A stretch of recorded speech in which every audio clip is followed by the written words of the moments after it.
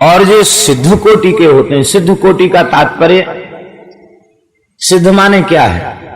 आहा, जादू मंत्र से अंगूठी मंगा देना और यूं कर देना त्यों कर देना, झाड़ा फूकी, गोली गंडा, पुत्र ले जाओ, धन ले जाओ, व्यवसाय में लाभ हो जाएगा, ऐसे चमत्कार दिखाने वाले लोग भी सिद्ध माने जाते हैं। लेकिन हमारे श्रीमद् भागवत की परंपरा में सिद्ध किसे कहा गया है? अब सिद्ध किसे कहते हैं ये बात कौन बताएगा? सिद्ध ही तो बताएंगे सिद्ध किसे कहते हैं।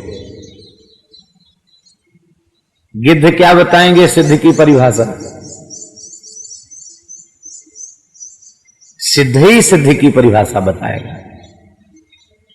श्रीमद् भागवत में एक ऐसा प्रकरण है जहां सिद्धों ने भगवान की स्तुति की है और सिद्धों ने स्तुति करके भगवान को स्तुति करके कहा है हम सिद्ध कैसे हुए, माने सिद्धावस्था की परिभाषा को उन्होंने स्वयं अपने मुख से कहा। इस परिभाषा के करने का तात्पर्य है यदि हम आप भी सिद्धावस्था तक पहुंचना चाहते हैं तो हमें सिद्धों के उन वचनामृतों का अनुसरण करना चाहिए, उसे अपने जीवन में आदर देना चाहिए, सिद्ध हो जाएंगे। क्या है सिद्धावस्था? हे प्रभु हम लोग सिद्ध हो गए, भगवान से कह रहे हैं हम लोग सिद्ध हो गए। भगवान ने पूछा तुम लोग कैसे सिद्ध हो गए? बोले अयम मनोवारण, अयम इत्यंगुली निर्देशा, अंगुली दिखा के, ये अयम मनोवारण मत गजेंद्र, ये मनरूपी मतवाला हाथी आपसे विमुख होने के कारण, अविद्या के, माया के, वासना के ताप में तप करके बहुत व्याकुल हो गया। अब इसको कहीं सुख शांति जब नहीं दिखाई पड़ी तब इस मनरूपी हाथी ने देखा। क्या देखा? बोले इस भवाटवी के मध्य से, ये भवाटवी है, इस भवाटवी के मध्य से रसिक संत रूपी हिमालय के मुख से एक अजस्र गंगा की धारा प्रवाहित हो रही है। उसका नाम है श्री कृष्ण कथा मंदाकिनी। वो प्रवाहित हो रही है।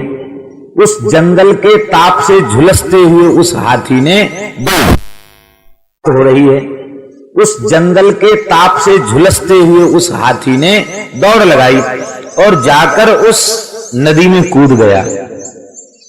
तो अब भले ही जंगल में दोनों ओर भयंकर आग लगी भई है, लेकिन वह सुशीतल गंगा जी की धारा में कल्लोल करने वाला, विहार करने वाला मत गजेंद्र लगी हुई आग को देखकर भी उस आग से पीड़ित नहीं होता, तापित नहीं होता, अपितु मौज लेता है, आनंद लेता है। ऐसे ही हमने अपने मनरूपी हाथी को आपकी कथा सुधा सरिता में डुबो दिया है और जैसे ही मैं डूब गया आपके नाम रूप लीला धाम में, आपके गुणों में हमारा मन डूब गया, बस सिद्धावस्था हो गई। तब सिद्धावस्था क्या हुई? बोले ब्रह्म संपन्न बनना।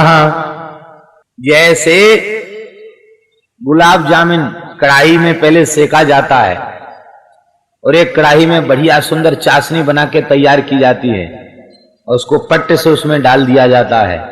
जैसे गुलाब जामुन पहले तो एक बार गोता लगा के नीचे जाता है, फिर ऊपर आता है, नीचे जाता है, उसको झारे से हलवाई इधर के उधर उसको घुमा देते हैं। अरे महाराज थोड़ी देर में क्या कहना, बाहर से भीतर तक रस ही रस। और उस गुलाब जामुन को आप ऐसे हाथ में लीजिए, ऐसे तो हाथ तो रसमय हो ही जाएगा। उंगलियों के छिद्रों से, ध्यान पूर्वक सुन, इधर आ जाए, उंगलियों के छिद्रों से टप टप टप रस टपकने लग जाएगा। ऐसे उठाओ गुलाब जामुन, हाथ में तो रस आ ही जाएगा, उंगलियों के यहां से बीच से टप टप टप टप। ऐसे ही सिद्ध उसे कहते हैं जो प्रेम रस में, भक्ति रस में, चरित्र सुधा के रस में निरंतर डूबा रहे और कथनचित कोई उससे उसको बाहर निकालने की कोशिश भी करे तो भी संसार का निर्गमन, संसार की चर्चा न हो, कथा सुधा के कण टप टप टप गिरते रहें, बस बाहर भीतर से जो रसमय हो जाए उसे सिद्ध कहते हैं। और चमत्कार दिखाने वाले को सिद्ध कहते होते तो जादूगर से बड़ा सिद्ध और कोई दूसरा नहीं होना चाहिए। सामने सिर काट देता है फिर जोड़ देता। रे राम राम, इतना बड़ा सिद्ध कोई महात्मा भी नहीं होगा, सिर काट के जोड़ दे। इससे उसको सिद्ध नहीं कहते।